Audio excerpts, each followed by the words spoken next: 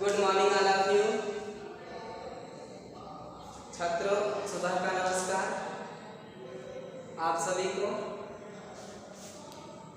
आज मैं आपको सहसंयोजक बंध पढ़ाऊंगा बीएड सेकंड सेमेस्टर के छात्रों को, जिसमें मैं आपको एकल सहसंयोजक बंध बता दिया था और यह फिर से दोहरा देता हूँ। एकल सहसंयोजक बंध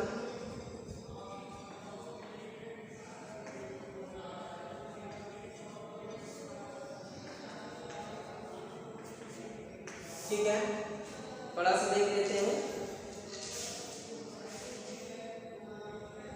एकल सहसंयोजक बंध छात्रों आपको बता दें, इसे अंग्रेजी में हम सिंगल कोवैलेंट बॉन्ड कहते हैं।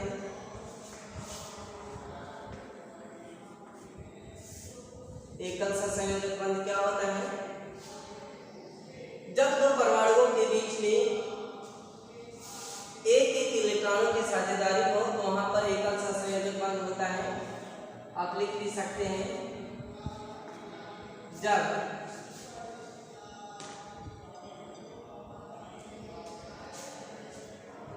दो परमाणुओं के बीच में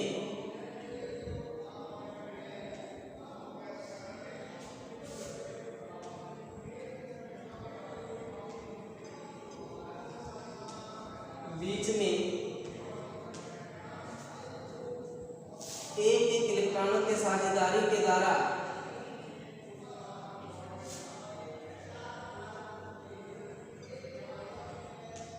एक एक इलेक्ट्रॉनों के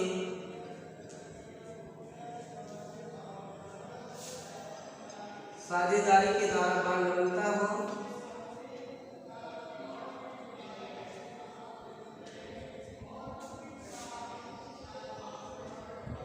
के द्वारा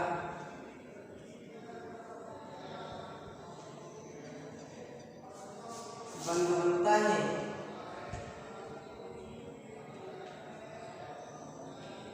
तो उसे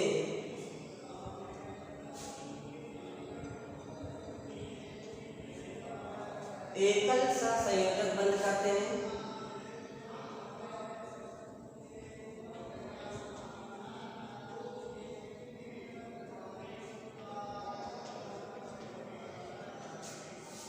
बंद करते हैं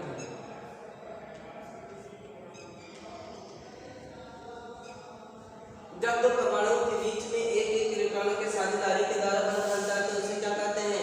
एकल सहसंयोजक बंध कहते हैं। जैसे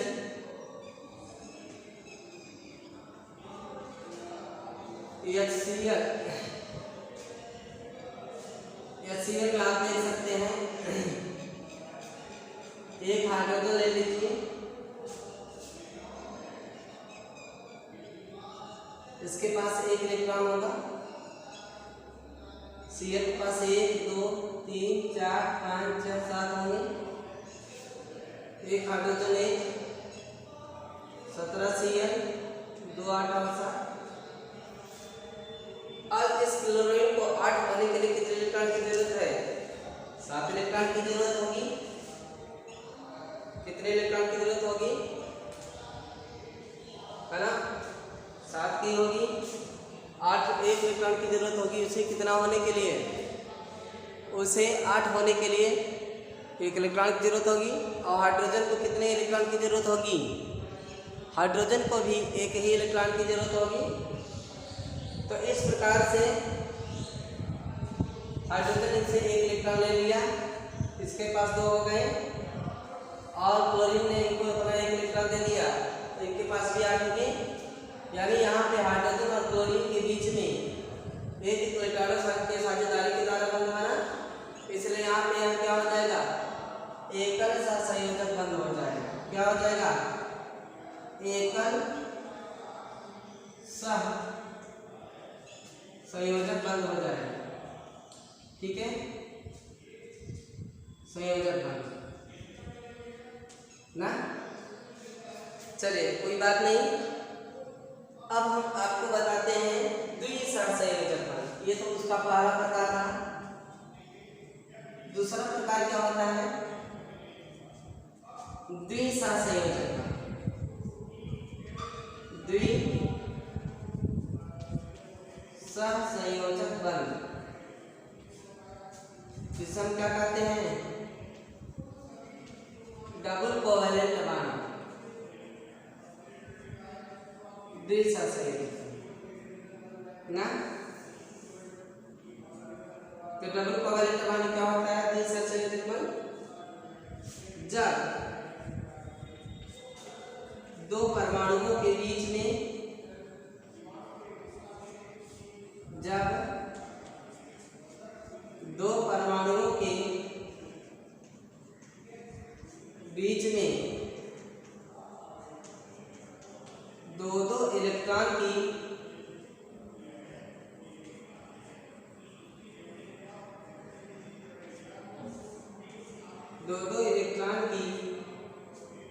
साझेदारी हो, जब दो परमाणुओं के बीच में दो इलेक्ट्रॉन की क्या हो,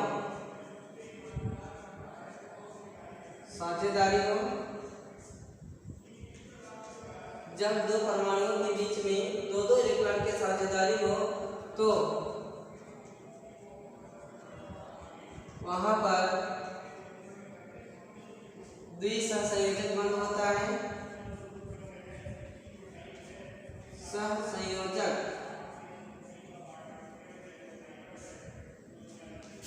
बंध होता है।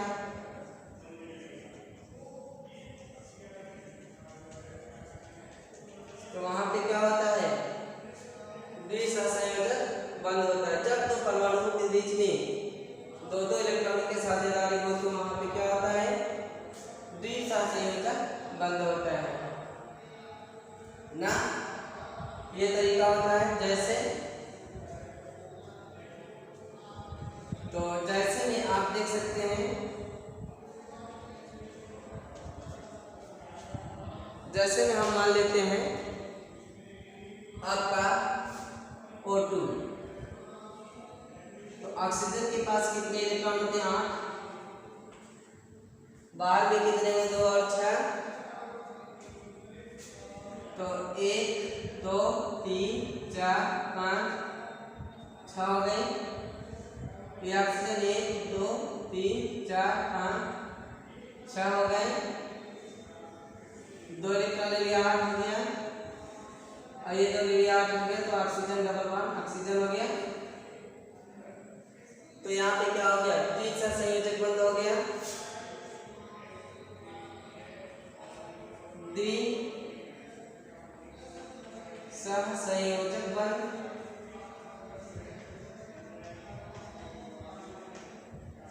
द्विसहसंयोजक बंध हो गया। तो जब दो परमाणुओं के बीच में दो इलेक्ट्रॉनों की साझेदारी हो तो वहां पर जो बंध बनता है उसे हम द्विसहसंयोजक बंध कहते हैं ना। अब उसके बाद होता है त्रिसहसंयोजक बंध।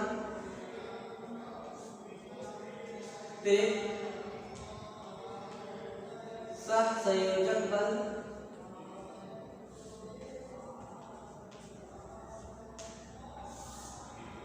तो त्रिसहसंयोजक बंध में क्या होता है, जब दो परमाणुओं के बीच में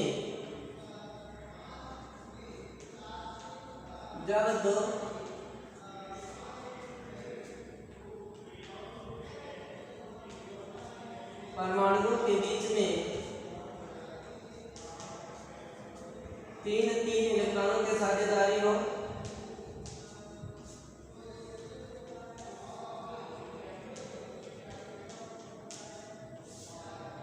जब दो परमाणुओं के बीच में तीन इलेक्ट्रॉनों की साझेदारी हो तो वहां पे क्या हो जाता है, त्रिसहसंयोजक बंध हो जाता है।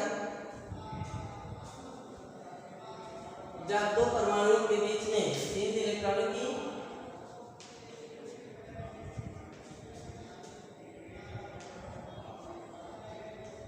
साझेदारी हो, जब दो परमाणुओं के बीच में तीन इलेक्ट्रॉनों की क्या हो, साझेदारी हो,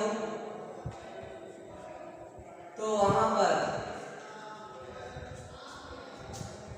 त्रिसहसंयोजक बंध हो जाता है।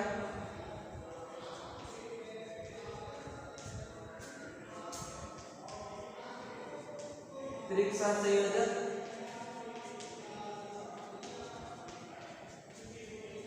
बंद हो जाता है।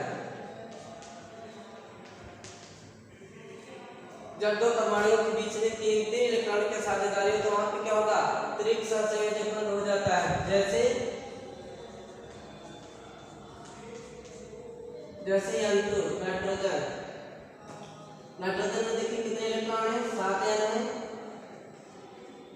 2 और 5 है। नाइट्रोजन में क्या है, 7 है, 2 और 5 है। ये आपका क्या है, नाइट्रोजन है। तो यहाँ पर आप देखिए इसको 8 होने के लिए कितने इलेक्ट्रॉन की जरूरत पड़ेगी, 3। तो इसे जब 8 होने के लिए 3 इलेक्ट्रॉन की जरूरत पड़ेगी तो 3 इलेक्ट्रॉन लेगा नाइट्रोजन, 1 2 3 4 5, नाइट्रोजन 1 2 3 4 5 हो गए। इस नाइट्रोजन ने इनसे लिया तो क्या हो गया, इसके पास 8 हो गए। और इस नाइट्रोजन ने इनसे लिया तो इसके पास क्या हो गए, 8 हो गए। तो यहाँ पे नाइट्रोजन और नाइट्रोजन के बीच में कितने बांड बनेंगे भाई, 3, क्योंकि यहाँ कितने इलेक्ट्रॉनों के साझेदारी किया है, 3 इलेक्ट्रॉनों की, इसलिए यहाँ पे क्या हो जाए, त्रिक सहसंयोजक बंध। तो जब दो परमाणुओं के बीच में 3 इलेक्ट्रॉनों की साझेदारी हो तो इसे हम क्या कहते हैं, त्रिक सहसंयोजक बंध कहते हैं। जब दो परमाणुओं के बीच में 3 इलेक्ट्रॉनों की साझेदारी होगी तो इसे क्या कहेंगे, त्रिक सहसंयोजक बंध कहेंगे। तो एकल सहसंयोजक बंध, द्विसहसंयोजक बंध और त्रिक सहसंयोजक बंध। ठीक है, एकल सहसंयोजक बंध कब होगा, जब दो परमाणुओं के बीच में एक इलेक्ट्रॉनों के साझेदारी के द्वारा बंध बनेगा तो उसे हम क्या कहेंगे, एकल सहसंयोजक बंध कहेंगे। जैसे क्या हो गया, हाइड्रोजन।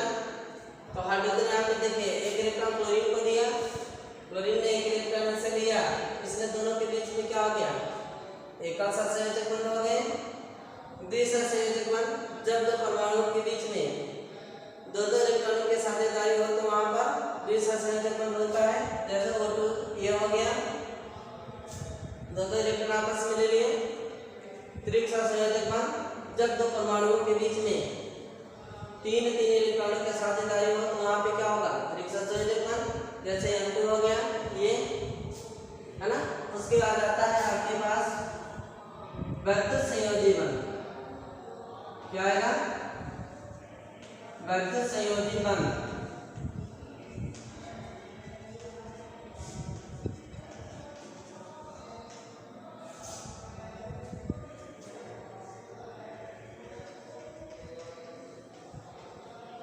इलेक्ट्रोवैलेंट बॉन्ड,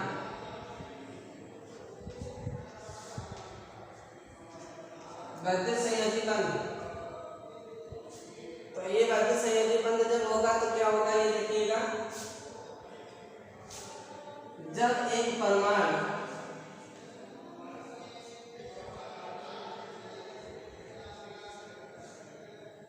दूसरे परमाणु को इलेक्ट्रॉन दे,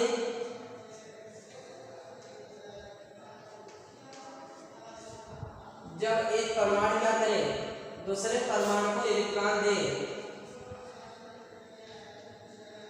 जब एक परमाणु दूसरे परमाणु को इलेक्ट्रॉन दे परंतु दिया गया इलेक्ट्रॉन जोड़े का न हो, दिया गया इलेक्ट्रॉन परंतु दिया गया इलेक्ट्रॉन जोड़े का न हो। जब एक परमाणु दूसरे परमाणु को इलेक्ट्रॉन दे परंतु दिया गया इलेक्ट्रॉन जोड़े का ना हो, उसमें जोड़ा ना हो, और देने के बाद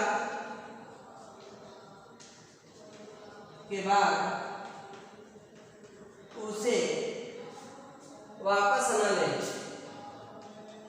देने के बाद उसे वापस न। जब एक परमाणु दूसरे परमाणु को इलेक्ट्रॉन दे परंतु दिया गया इलेक्ट्रॉन जोड़े का ना हो और देने ना ले तो वहां पर बद्ध संयोजी बंद होता है। तो वहां पर क्या होता है? बद्ध संयोजी बंद होता है। जब एक परमाणु दूसरे परमाणु को इलेक्ट्रॉन दे परंतु दिया गया इलेक्ट्रॉन जोड़े का ना हो और देने के बाद उसे वापस ना ले तो वहां पर क्या होता है? बद्ध संयोजी बंद होता है। जैसे सोडियम 11 होता है, बाहर में 2 8 और 1 होता है। 17 क्लोरीन होता है, 2 8 और 7। तो सोडियम के पास एक इलेक्ट्रॉन, क्लोरीन 1 2 3 4 5 6 7। अब क्लोरीन ने सोडियम के इलेक्ट्रॉन को ले लिया तो सोडियम क्या हो गया? एनायन और क्लोरीन क्या हो गया? एनायन। तो इस तरीके से यहाँ पे क्या हो गया? यानी सिंगल बॉन्ड Cl। तो ये क्या हो गया? बद्ध संयोजी बंध हो गया। क्या हो गया? बद्ध संयोजी बंध। ठीक है। तो बद्ध संयोजी बंध क्या होता है? जब एक परमाणु दूसरे परमाणु को इलेक्ट्रॉन दे परंतु दिया गया इलेक्ट्रॉन जोड़े का ना हो और देने के बाद वह उसे वापस ना ले तो ऐसी स्थिति में यह क्या होगा? बद्ध संयोजी बंद होगा। और फिर आगे बढ़ाते हैं, इतना राइट कर लीजिए। जैसे आप देख सकते हैं सोडियम 11 होता है, 2 8 और 1। 17 Cl होता है, 2 8 और 7। तो सोडियम ने क्लोरीन को जब अपना एक इलेक्ट्रॉन दिया तो क्लोरीन का 8 हो गया, लेकिन सोडियम प्लस हो गया, क्लोरीन माइनस। तो ये क्या हो गया? बद्ध संयोजी बंध हो गए। तो इस तरह से आप यहाँ पर देख सकते हैं बद्ध संयोजी बंध क्या होता है, त्रिक सहसंयोजक बंध क्या होता है, द्विसहसंयोजक बंध क्या होता है और एकल सहसंयोजक बंध क्या होता है। राइट कर लीजिएगा। आपकी परीक्षा में यहाँ से जरूर प्रश्न उठते हैं। ठीक है, फिर आगे बढ़ाते हैं हम। तो जब दो परमाणुओं के बीच में इलेक्ट्रॉन दिया जाए लेकिन दिया गया इलेक्ट्रॉन साझे का ना हो और जोड़े का ना हो तो वहाँ पर क्या बन जाता है?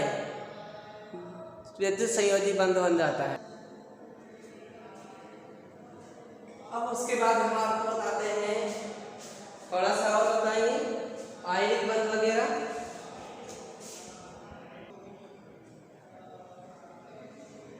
आयनिक बंध देखिएगा तो दूसरा और तीसरा एक सहसंयोजक बंध, उसके टाइप आपने देखा। दूसरा एक बद्ध संयोजी बंध देखा। अब आप आयनिक बंध देखिएगा।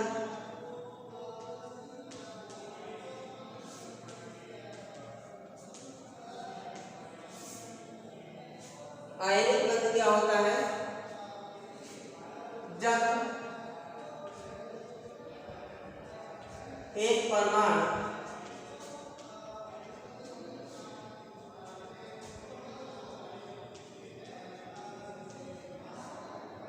दूसरे परमाणु को जब एक परमाणु दूसरे परमाणु को इलेक्ट्रॉन देता है। जब एक परमाणु दूसरे परमाणु को इलेक्ट्रॉन देता है तो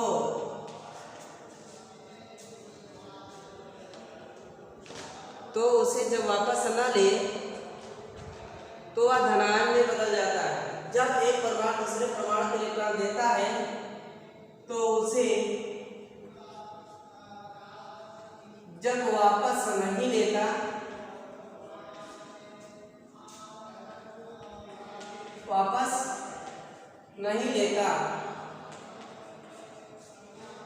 तो वह धनायन में चेंज हो जाता है।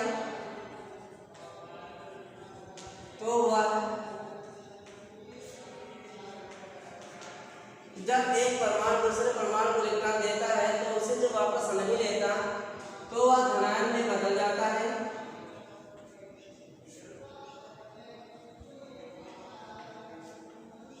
तो वह जब एक परमाणु दूसरे परमाणु को इलेक्ट्रॉन इलेक्ट्रॉन देता है तो वह उसे जब वापस नहीं लेता तो वह धनायन में बदल जाता है, और लेने वाला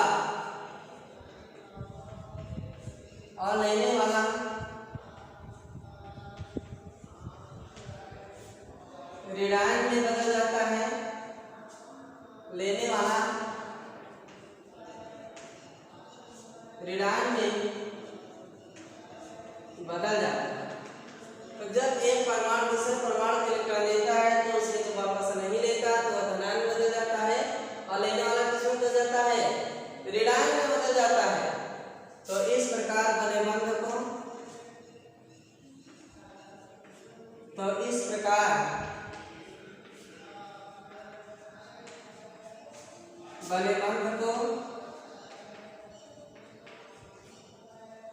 बंध को आयनिक बंध कहते हैं।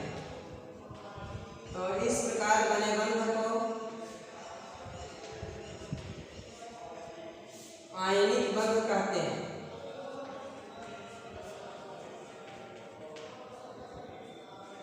जब एक परमाणु दूसरे परमाणु को इलेक्ट्रॉन देता है तो उसे वापस नहीं लेता तो वह धनायन में बदल जाता है, और लेने वाला ऋणायन में बदल जाता है। तो इस प्रकार बने बंध को आयनिक बंध कहते हैं। जैसे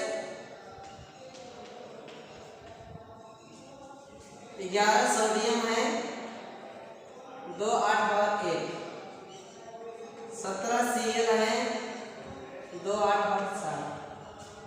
तो सोडियम ने जैसे ही अपना एक इलेक्ट्रॉन क्लोरीन को दिया, 1 2 3 4 5 6 7, है ना, जैसे ही इसने दिया, यानी क्लोरीन ने जैसे ही इनका लिया तो किसमें बदल गया, सोडियम प्लस क्लोरीन माइनस। और इन दोनों के बीच में जो बंध बनेगा आयनिक बंध हो जाएगा, आयनिक है। तो इसलिए यह क्या हो गया, सोडियम सिंगल बॉन्ड Cl। तो यह बना हुआ बंध क्या हो गया, आयनिक बंध। क्या हो गया ये, आयनिक। ठीक है बेटा, जैसे आप जानते हैं कि आयनिक बंध में एक प्लस होता है तो दूसरा क्या होता है, माइनस। तो एक प्लस हो गया तो दूसरा क्या हो गया, माइनस। आप ये जानते नहीं क्या है ये, NaCl सोडियम क्लोराइड, जिसे साल्ट कहते हैं, खाने वाला नमक, सोडियम क्लोराइड। अगर यह किसी को नहीं आएगा तो जाने दीजिए किसी उसका पक्का है हो गया, बढ़िया। ये नमक है जो कि आप बचपन से पढ़े जाते हैं ना, नमक का सूत्र क्या होता है, सोडियम क्लोराइड। तो sodium plus chlorine minus, sodium plus chlorine minus, फिर Cl minus, sodium plus Cl minus, फिर सोडियम प्लस, फिर sodium plus Cl minus, sodium plus Cl minus. इसी स्ट्रक्चर होता है। आप देखते हैं कि हम लोग जब घरों में अपने टेलीविजन देखा करते हैं तो वहां पर एक प्रॉब्लम आती है कि मान लीजिए मीटर लगा हुआ है, लाइट लगी हुई है, हाँ तब तो बिल दे रहे हैं, तो उसमें चोरी की कोई बात नहीं है। लेकिन आज भी हमारे पास कुछ ऐसे ग्रामीण क्षेत्र हैं जहाँ पे कटिये से काम चलता है। तो आप जब टीवी देख रहे हैं, कटिंग बराबर लाइट नहीं रहती है, किसी के यहाँ फ्रिज चल रहा है, किसी के यहाँ कूलर चल रहा है, तो आपकी लाइट कम हो गई तो टीवी अच्छी तरह से नहीं चल पा रहा है, तो आपकी मम्मी ने, आपके गार्जियन ने, आपके घर के किसी सदस्य ने कहा, अरे भैया जाके टीवी में थोड़ा सा नमक और पानी डाल दीजिए, आराम से लाइट बढ़ जाएगी। लेकिन धार के साथ न डालना, नहीं तो तुमको भी ले लेगी। हाँ, इसलिए अब वहाँ पे कंसेप्ट आता है कि आखिर वहाँ क्या ऐसा कारण था कि उसमें नमक और पानी डालने की बात होगी। इसलिए क्योंकि जो नमक होता है उसमें बद्ध संयोजी बंध होता है। जनाब नमक को जब हम पानी में घोलते हैं तो कभी मत ऐसा सोचिएगा घुल गया, घुलने के लिए घुलता दिखाई देता है, लेकिन उसके बांड सोडियम और क्लोरीन के बीच जो बने रहते हैं वो नहीं टूटते हैं। इसलिए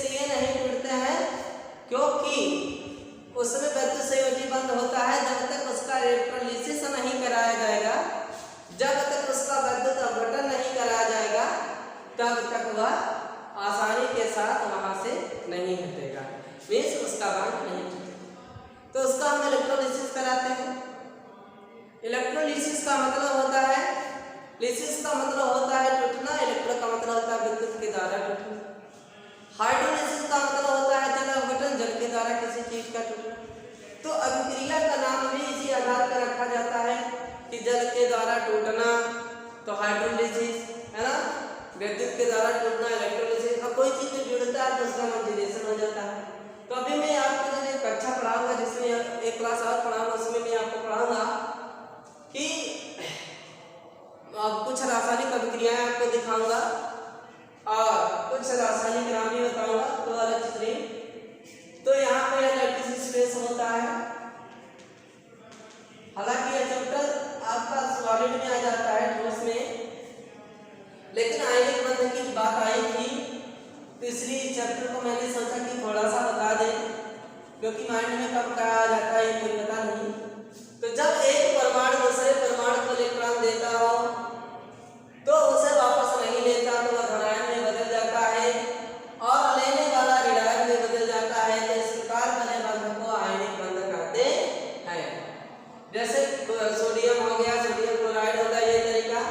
और उसकी क्राइटेरिया हो गया लैटिस स्पेस, सोडियम क्लोरीन के बीच में बंध बना है, बीसीसी स्ट्रक्चर होता है। अब उसके बाद हम आपको सहसंयोजक बंध पढ़ाएंगे, बट इसको मिटाने के बाद भी क्योंकि जगह नहीं है।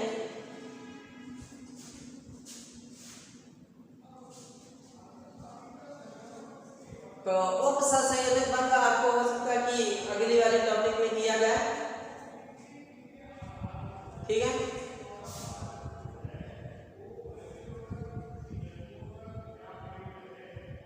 यहाँ तो आएगा नहीं अगले ही टॉपिक में। तो छात्रों, आज मैंने आपको बताया कि एक बार मैं रिवाइज कर दे रहा हूँ। छात्रों, मैंने आपके चैप्टर में आपको बताया कि किस तरह से संयोजकता का रोल बंध बनाने में होता है। हमने बताया कि किसी भी परमाणु का समस्त नाभिक क्षेत्र नाभिक कहलाता है। नाभिक के पास न्यूट्रॉन और प्रोटॉन होते हैं और कक्षा में इलेक्ट्रॉन चक्कर लगाता है।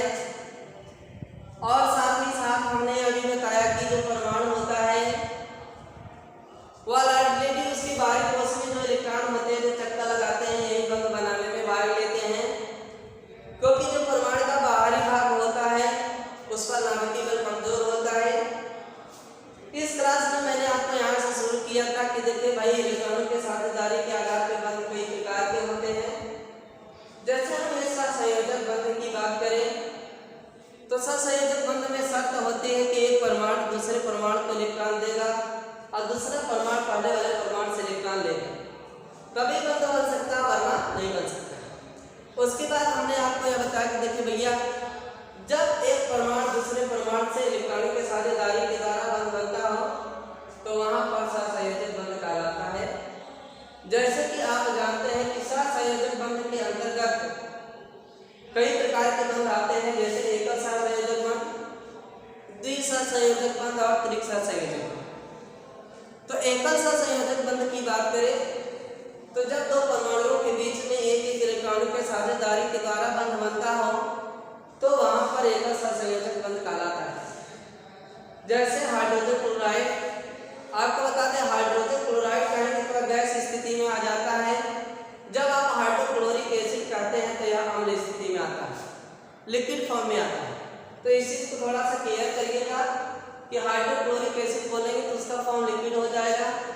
जब हम हाइड्रोजन क्लोराइड बोलेंगे तो उसका फॉर्म क्या हो जाएगा, तो उसका फॉर्म हो जाएगा, हाइड्रोजन क्लोराइड बोलेंगे तो उसका फॉर्म हो जाएगा गैस।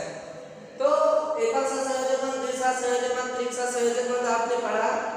तो एकल सहसंयोजक बंध में क्या हुआ कि जब हम एक एक इलेक्ट्रॉनों के साझेदारी के द्वारा बंध बनाते हैं तो वहां पर एकल सहसंयोजक बंध हो जाता है। और जब हम दो इलेक्ट्रॉनों के साझेदारी के द्वारा बंध बनाते हैं तो वहां दो द्विसहसंयोजक बंध हो जाता है। जब तीन इलेक्ट्रॉनिक साझेदारी द्वारा बंध बनता है तो वहां पर त्रिक सहसंयोजक बंध हो जाता है।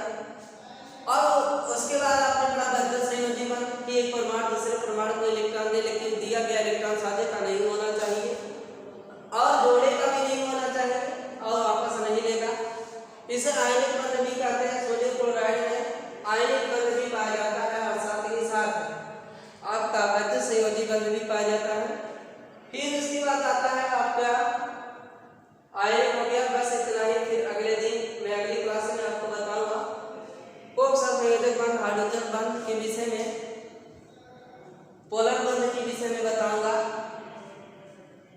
ठीक है, ओके, थैंक, जय हिंद, जय भारत।